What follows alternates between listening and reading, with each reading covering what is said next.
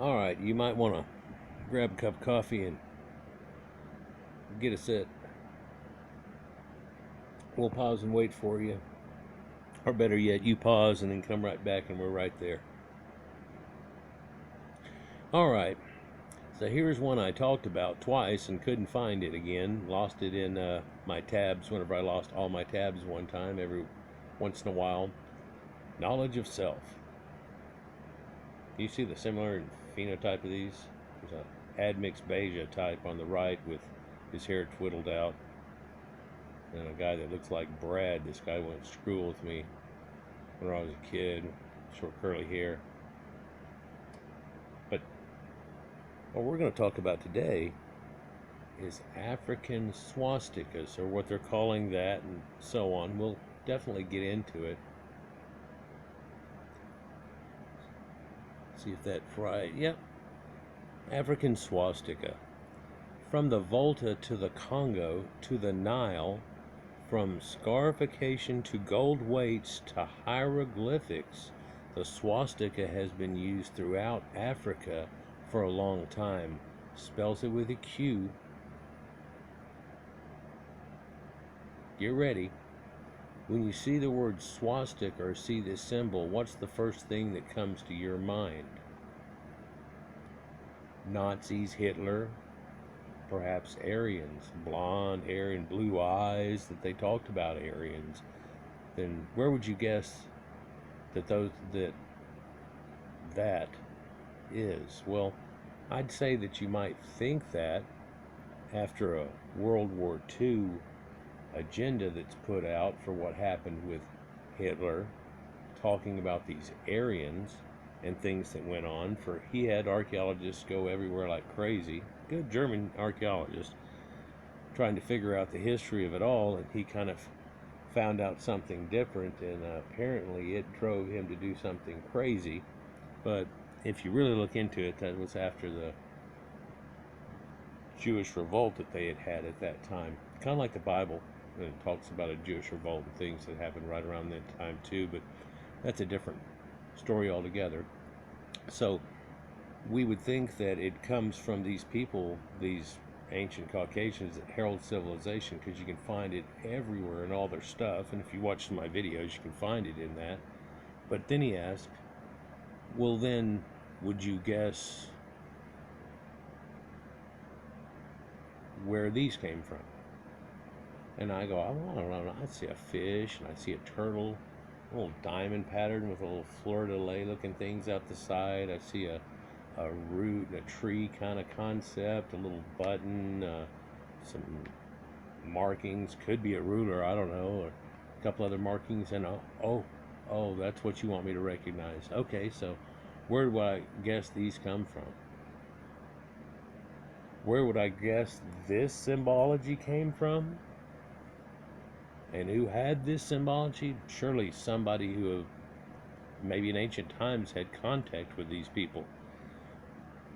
That would be the logical assumption, but watch what assumption is made from this. Peekaboo. Here's another thing that looks like it, but it's messed up. It's almost like YH put together and then a swastika, but it's really just kind of, I don't know, you'd have to take this part out of it and you could make one out of that that's screwed up. But so this looks, and it sees a lot of resemblance with the ancient Berber or Mazai type version of it and stuff, and that North Africa. Okay, so because you find it all through Carthage and everything, here are more symbols of it. Where would you find that? Well, if I remember correctly, these are the stamps, and I showed this in the videos, but then I was like, where's this article, where's this guide goes off, and I couldn't find it. But these stamps right here are used whenever they're processing gold and used for weights and things like that. And there's another one. So he tells you an educated guess would be India. But no, they're all from Africa. That's right. Sub-Saharan, Black Africa. He does it.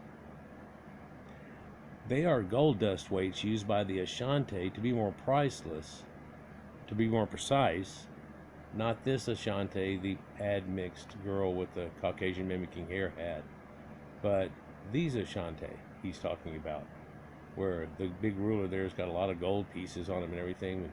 Yeah, yeah. So they became somewhat rich, especially off slave capturing and things like that that went on back in the days, but hopefully he's not going to go there.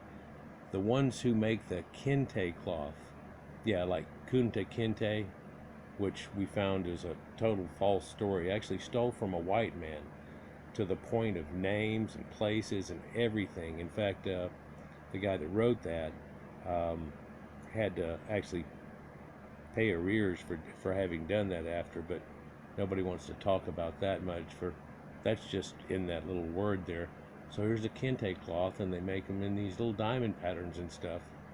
So they are also called the Akan, and the Akan occupy a large part of West Africa, including parts of Ghana and the Ivory Coast, and include many sub-ethnic groups such as the Bwale and the Asante, or the Ashanti. The Akan were producing them to weigh gold dust, which was their currency, thus the name gold weights. Well, their currency with who, though? Who were they trading? Oh, well, don't want to talk about that. He wants to go on. When used on the gold weight, the swastika was a symbol of currency expressing power, money, wealth, and integrity of the people they were dealing with, that gave them the weights and said, you've got to make this much gold and this is it. Here's your weights. The ideal and implementation of gold-based currency came from the Akan people of modern-day Côte d'Ivoire. So now he's telling you that the idea and the implementation of actual gold-based currency came from these sub-Saharan Africans that nobody knew it existed. Well, thousands of years after we see gold currency going on and things. Back in the early days, you know, in bars of gold, silver's worth more than gold, some people, everything, but no, he claims they invented gold being worth something. So now they're, of course, even the dollar is based on gold and things on it. So you got me? Hold on, it gets worse. The swastika is also one of the Akan people's famous Ndinka symbols. Look at number 12 below. So here's a bunch of symbols, and that one looks like a comb, bushes and everything, but oh, it's a swirl. Oh, wonder where they got that from. Or a pattern like this, or heart type pattern. Where would they have gotten it from? Well, oh no, they invented it. That's what he's going with. But not only that, but they invented number 12, and because of that, according to one source, the swastika is referred to the Akan as a monkey's foot. I don't think I should comment. Another source says it's called Kode Imwa or Emwa, or the talons of the eagle. Oh, this falcon and eagle thing, what's word? Represents devotion and service. Oh, and is shaved on the back of the heads of the Queen Mother's servants. Snap.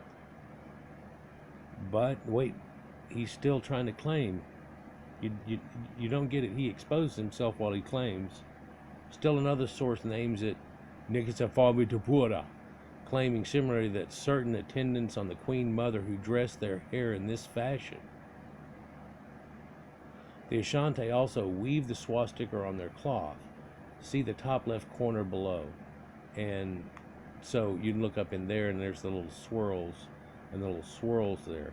And of course, there's one of the other things is they have to make a fabric worth trading, and wonder how that all came about. Oh my God. So then she shows this pattern, and says, another Ndinka swastika? No, not in any way. Oh, it looks like a step pyramid if you think of it, and day and night, and all, they've got all that going. No, they don't know.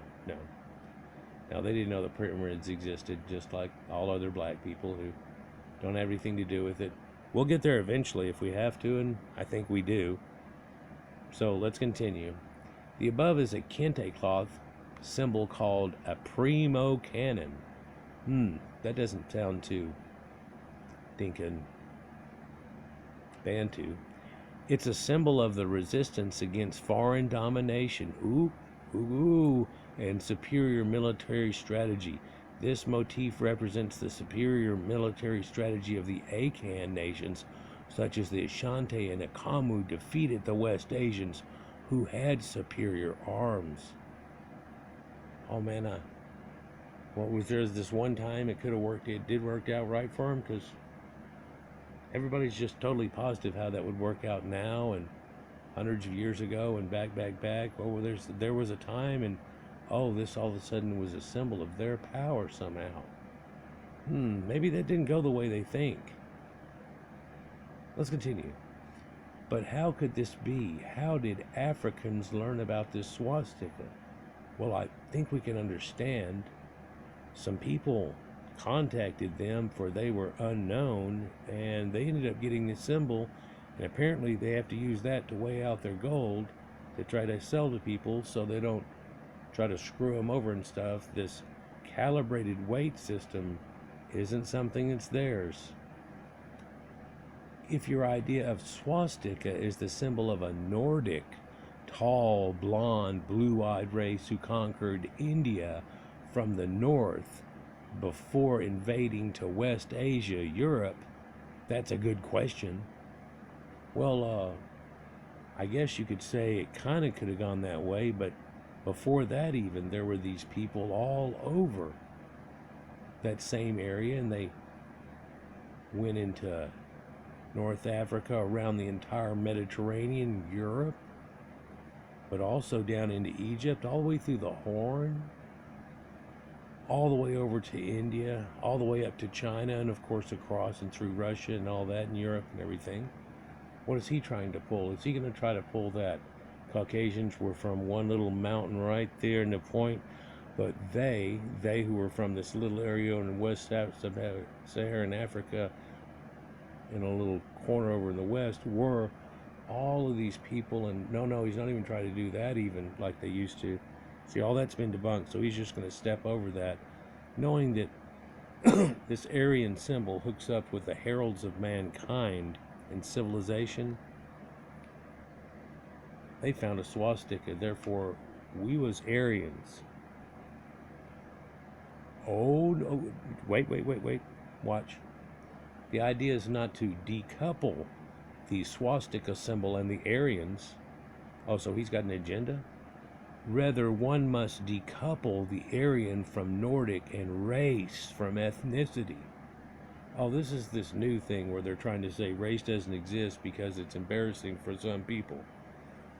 Oh, what people? The people that were recent primitives and stuff. They don't like that, and so they want to be considered the same.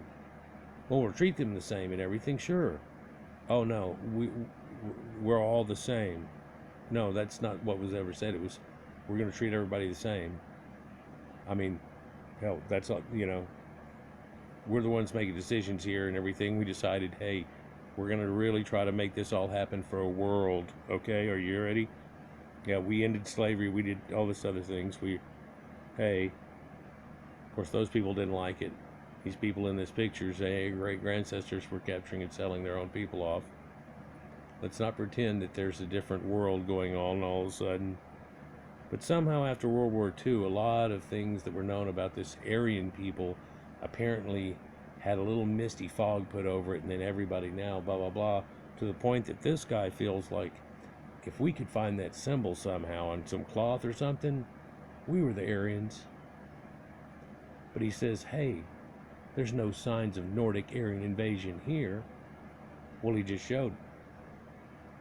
Oh, see how they just try to flip things while they're doing it? It's an exposing way. They're like, no Aryans ever came here, except for there's these symbols and stuff, but we made that up. Now, the rest of the world, and it goes all the way in the New World, but that's because we was Kangs, and it's like, stop.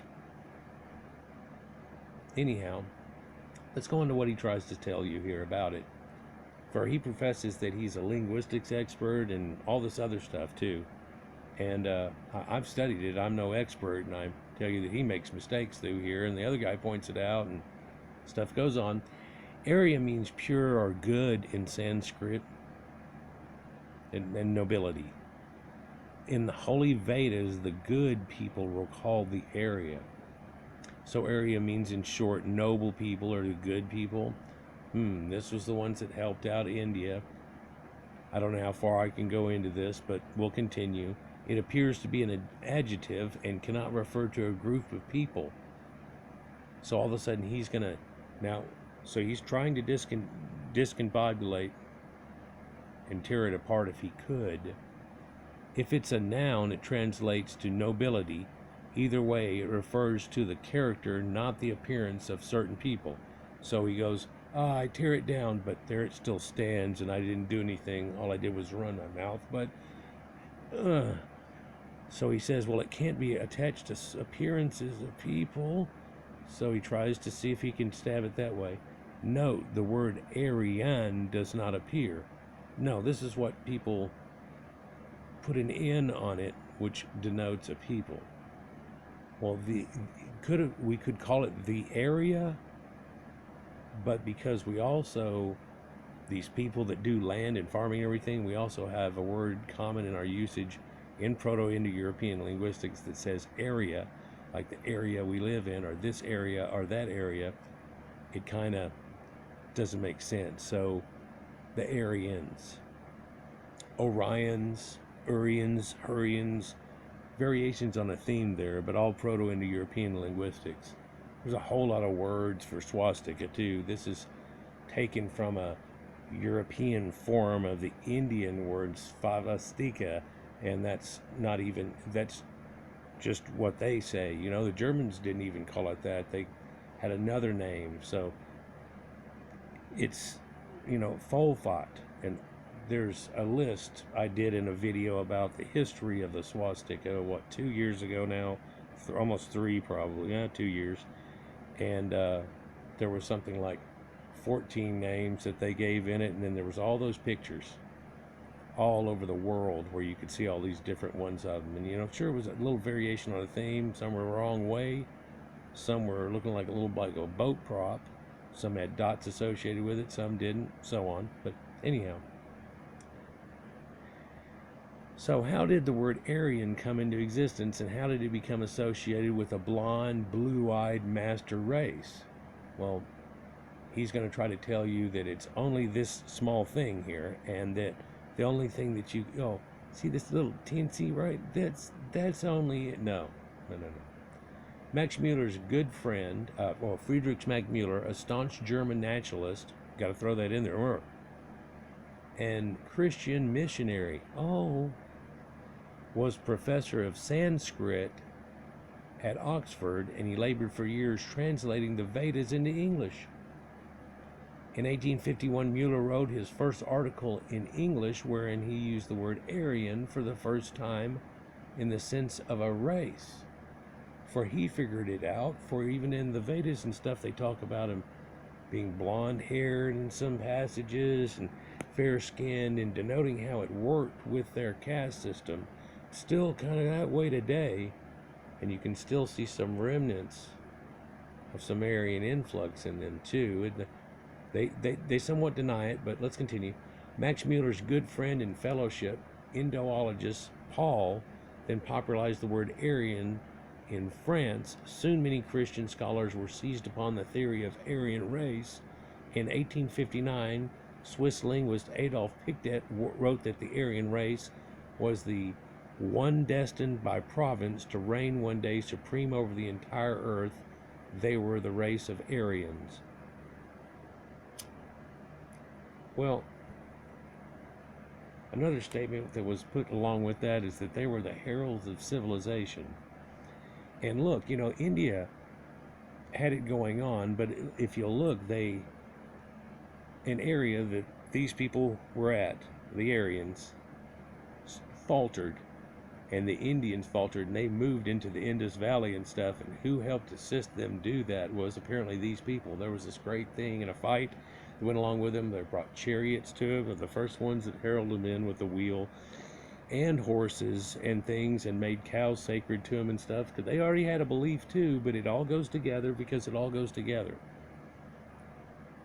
In a time before time, back in the last ice age and way back, It's not like people were just all standing around going, duh, until these times are talked about. But certain people want to let you think that way because they can't find anything in their history, so they want you to think that yours has not got that substance. The notion of Aryan had become, in a few short years, the emblem of European manifest destiny over the world, a signet coined in the language of scholarship which gave Europeans a racial and religious mantle of superiority. Now, by this time, it was easy to see, and you can look back in any way and tell which people, some islanders, deep South America, and Africa were primitive people and they hadn't done very much, and no, we're not going to make up a fantasy story. Oh yeah, he's still in the middle of his fantasy story here, but there was these other people that seemed to innovate all kinds of things through the blue-eyed Sumerians. Buddha, which is shown as a blue-eyed, in fact,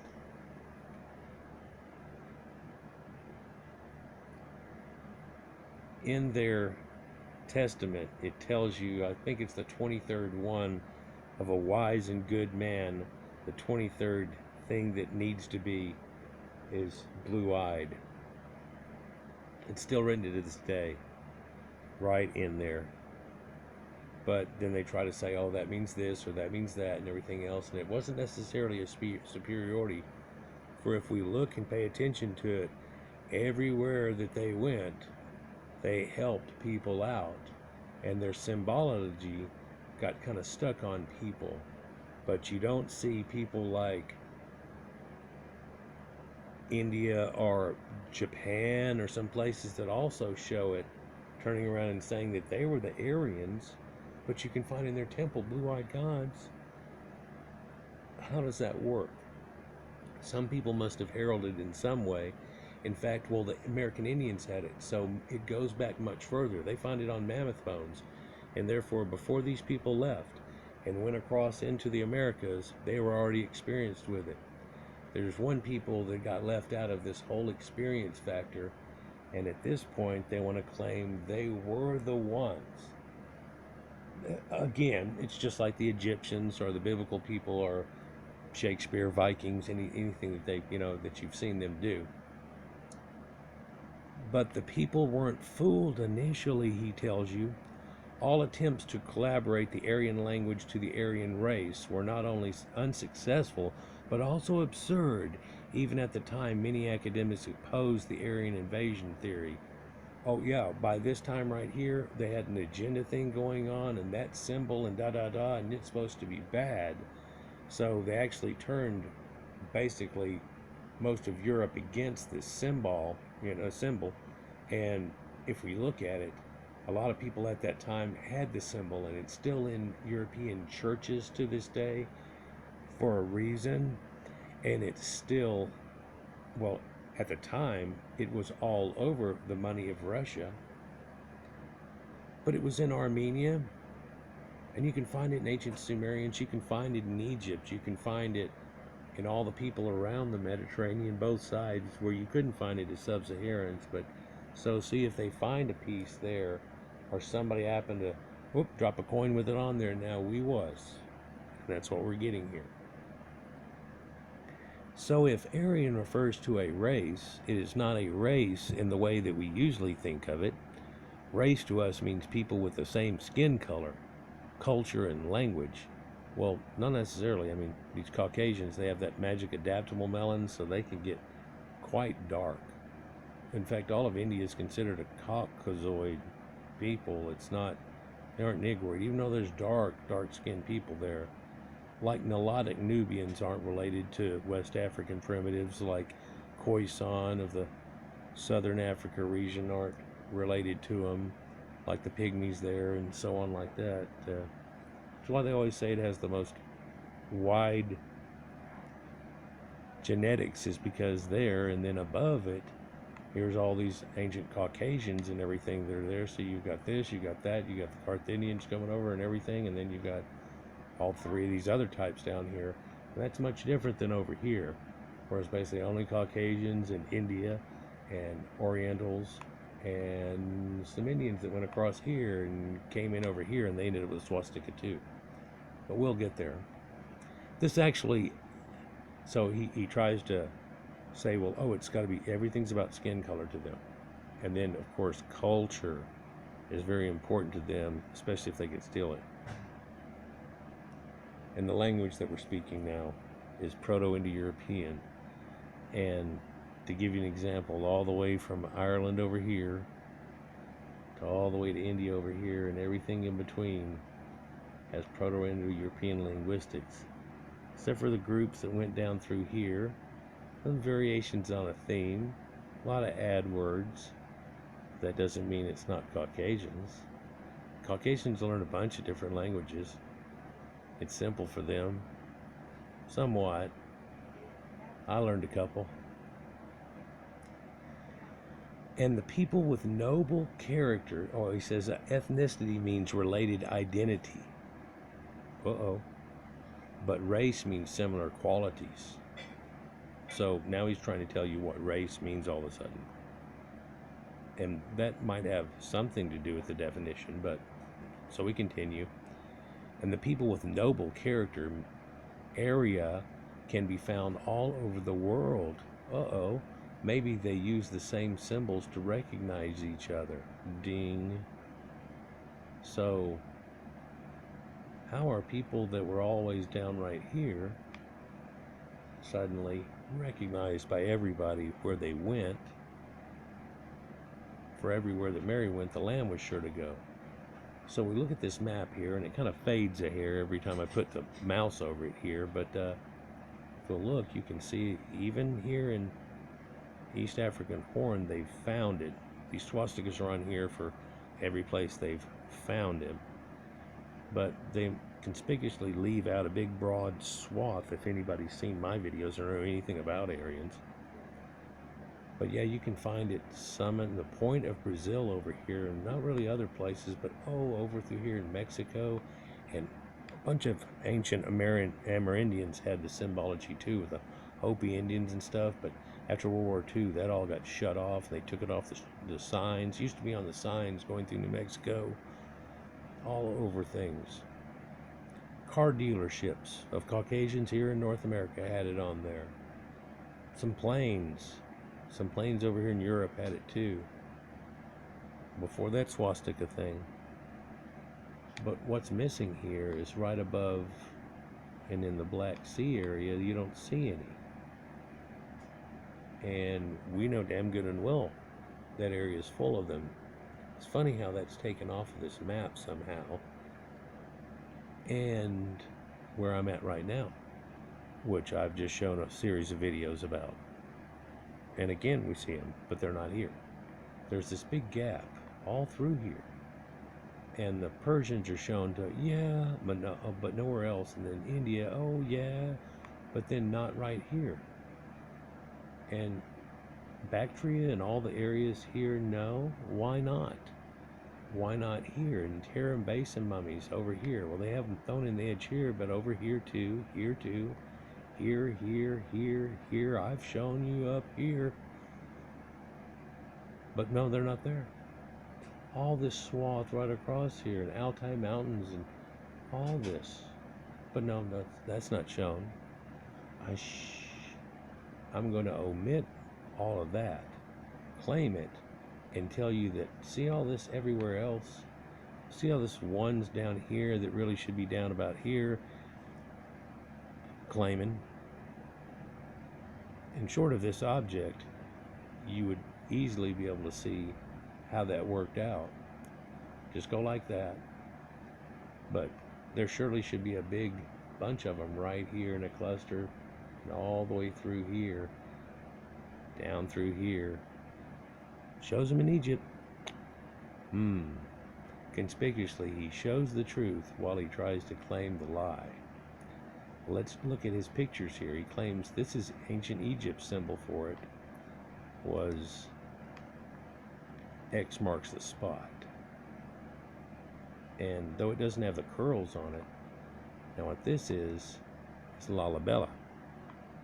And So, because that's Ethiopians and there's admixed people there now that are about 50%, 40% admixed,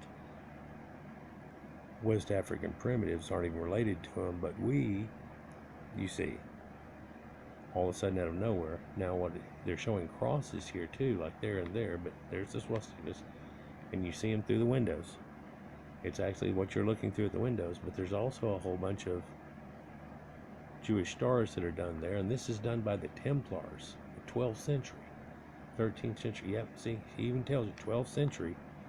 And you ask the locals, and they tell you it was done by fair-haired angels by night. That's strange. So, what else do you try to say? Well, here's one in Egypt, but it's later, and it's showing a Romanish looking version of the winged god Horus, but that same iconography in the eagles. Oh, but you can tell here by the ship, and this is much later, but that's the Nebket vulture. But guess what? There's a slave that has, or well, not a slave, no one knows exactly if this is a slave or not. This isn't done by whipping, this is done by facial scarring. Until admixed, they were so dark the tattoos don't show up, like on the Egyptians and Libyans and all Proto-Indo-Europeans and Hootsie the Iceman and all these tattoos and stuff. They don't do that, they body scar. And he says, well, in their body scar, here's a symbol that looks like a swastika. So, now that's, oh, I thought it was a man. That's a woman, right? And the hair there, yeah, okay. But boom, more Acan gold weights. Well, no, that's the same ones we were just looking at. It's not more of them, it's the exact same ones. Different picture. And claiming. So let's see here. So he shows the Andikura, gold, dust, everything else, kente cloth and everything. So what's he trying to get at? Well, I don't know. Let's see what's on the site here. Skinhead, swastika, reggae, Africa. Imitation isn't always flattery. And it shows white guys in Levi jeans dancing. And it shows a black man in Africa now wearing Levi jeans and a Caucasian jacket with some buttons on it, and that somehow one of these two isn't flattering. That's strange. And it's in an article called Assimilation. In this article here, he tells about the Muslim use of the Caucasian Aryan swastika and the origins of Muslim people that went south, and a trident and the swastika here, and he calls it African Aryan. So he's claiming that somehow Muslim is African again, and again African Aryan, which, yeah, there were some Aryans in Africa, but it doesn't have anything to do with them, whether they ended up with a little paperweight thing or not. Who were the Aryans? Indians, Iranians, Europeans? And then here they show black people kissing and admixed people, and then a light one, and there are, oh, I'm confused. Let's talk about it. I'm confused. You're supposed to hate this subject, so let's talk about it. Well, I don't necessarily hate the subject. It's the people that heralded civilization. We're told to hate the subject currently by the dogma that goes on. So here we go with the thoughts on the African swastika. Where are we at here? 34 minutes? This is going to go to a part 2, people. I'm officially educated. Oh, let's back off. Here's where we get the comments. See if you can tell who's the black people here and what goes on. I'm officially educated. Oh, I had no idea the swastika was an African symbol. Not that they had adopted it like the Bible or anything else. No. Was an African symbol, or about the meaning that they gave it. Wow, African history never ceases to amaze me. So all of a sudden, we was Aryans, we was using the symbol, and we used it the way that they said they used it. And the guy that puts out the article, oh, me neither. Spread the word. Each one. Teach one. Wanting to spread this lie. Reblogged on this. Amazing and interesting. Hey blacks, swastika came from over 10,000 years ago from the Ukraine to India. First mention is in the Veda. Hitler used it to conquer Europe, or conquer part of Europe before his end and demise, which the Americans had a lot to do with, but so did all of Western Europe. He did not use any African symbol. No, he didn't. No, that's not an African symbol. White men brought the swastika to Africa, to Egypt by Romans, to Congo by the Belgians. It's not your word. So Was King jumps in with a picture of taken through a Caucasian telescope of Saturn, and he's probably studied some stuff about Saturn, and he thinks he knows things now versus what his people may have possibly known just shortly in the past. He probably thinks that he invented Saturn. Hitler used it to conquer Europe. This is their viewpoint. Hitler fought on the losing side of World War II and died and disappeared after losing World War II. He never conquered West Asia, Europe. No, this is like when the blacks say that they were the Caucasian Moors and they conquered all of Europe and taught them how to bathe. And the reality is that the Berbers are the ones that came in there, and Islam after that, and it didn't involve black people, and they sure as hell aren't going to be called the Moors just as much as they aren't going to be called the Hebrews or the Egyptians. Come on, be serious. Let's live in reality here. And they didn't conquer all of Europe, for Spain is not all of Europe. But he says he never conquered West Asia, Europe. Well, no, he didn't conquer all. He conquered a good part of it. Let's just say that. And then was stopped. So that's good enough. And so off this smidgen of a term, he feels like, I've got a word. And he doesn't have anything to stand on. To Congo and the Belgians. Of course you have documentation for this. Well, he wasn't documenting his bull crap a minute ago, but whatever. He says it's not your word. And he tells here, it's not yours either unless you speak Sanskrit. So now he's trying to say, oh, okay, so swastika, and that's India and everything, which of course you don't.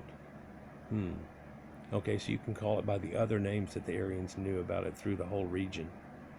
For the linguistics hooks up to everybody. In fact, one of the closer ones is Irish and Sanskrit. That's screwed up. Let's see what she says. No one said it was our word. We are saying the symbol was something we used. By we, she means people she didn't know existed. And by her, she means even after they had already probably left. Those things aren't dated to ancient times in any way, shape, or form. And it shows you that symbol's been used all the way up through. It's just a recent thing that all of a sudden, it's got to be terrible because these one guys used it. Ask yourself, where did civilization begin? Claiming all things have came and been stolen from somewhere. So this is the idea that civilization came from the black people. We're just supposed to be some kind of albino Negro. There's more albino Negroes than white people, and they can't get them together and make a white people out of anyhow because albino Negroes are a Negro. So it doesn't work that way, but they can't fathom how this all worked out and that they aren't in the Bible, whenever the Bible just talks about these Caucasians that split out from the Caucasus Mountains where Noah landed. But it's got to be mine too, the Jewish slave master and everything, remember? And it's like, yeah, remember? But okay, so guess what? Where are we at? 39. We'll go ahead and go through this. Check this out. We as smarts now all of a sudden. Listen, uneducated. White make was still crawling around on all fours in the caves of the Caucasus Mountains while the Africans already had the symbols. You got any proof of that? Because these are much later symbols, and we've got proof that we weren't crawling around on knuckles or anything in a long time. The most primitive people found currently in history are Africans, and they're still doing it today with the Khoisan and Bushmen of these people that are trying to claim recent relatives that they aren't around anymore, and all of a sudden, due to embarrassment of it, they really say foolish things like this. I know it's a very hard pill to swallow, but knuckle up and swallow, because everything Western civilization has fooled the world into thinking they provided was given to the entire world by Africans. So here we are claiming again, as if the Sumerians, the Greeks and everything, oh, the Greeks went and visited Egypt. Oh, all of a sudden they were dumb and they went to Egypt, and Egypt was supposed to have been black again. We're going to get there. In part 2, I'll expose what the ancient Egyptians look like, because they keep trying to claim it through that symbiosis that they didn't even know existed. But he goes on, white man only exists because of the cold climate which trapped you and your beastly ancestors in the mountains of Europe. That is where you savages came from, and your race has brought death and destruction everywhere you have landed on the planet. Educate yourself and don't die ignorant. Man, I could just go over that again and say it right back to black people. And if it's supposed to be accepted right now and just left on there for 2 years, anything I say should be too, and a free thing. But listen, uneducated, black men are still to this day, even after billions spent, still in a primitive state. And there's a lot of them that are wearing new clothes now, got some admixed, and have tried to catch on, but are still having extreme trouble, even though they're being propped up. But maybe you should, I know it's a hard pill to swallow. Didn't do nothing. And so knuckle up and swallow. Oh, swallow. Because everything you do right now and are wearing and are surrounded by is because of Western civilization. In fact, it's because of Western compassion that you even exist. They ended slavery, but even before then, they could have went a totally different way, and they went, you know what, just... But that's not the way that it went. Perhaps mosquitoes and malaria saved them the possibilities. Are their own people capturing their own people? Or basically the place that they really lived didn't have much resource. It's after the Bantu expansion and spreading out into areas and then saying da-da-da, and they didn't know diamonds and what things were, but they want to play that. So educate yourself and don't die ignorant. You better read and watch more about Ethiopian Lalibela Church, and now it's considered as one of the 8 wonders of the world. There's only 7 wonders of the world, and 8 wonders of the modern world. Yeah, okay. Lalibela was not created by the people that are trying to make all these claims and act all yip in any way, shape, or form. Pretty pathetic. It needs to stop, but they can't stop. In fact, you're in the middle of watching them try to claim Arians. This isn't the Egyptian thing or anything. No, this is really that. But here they claim Ethiopians, and we had that symbol. We were the heralds of...